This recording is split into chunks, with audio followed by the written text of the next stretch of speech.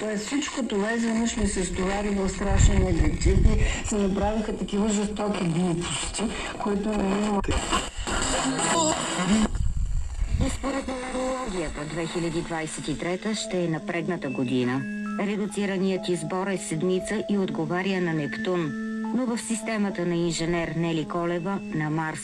Червената планета се свързва с действието, личната воля, смелостта, агресията и премеждията.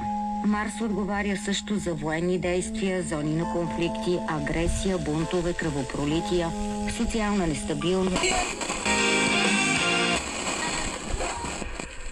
и всеки сбор.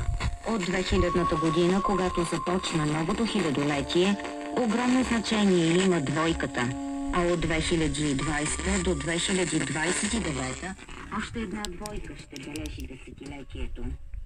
Да, определено. Една цяла хилядолетие, 1000 години, ние ще се намираме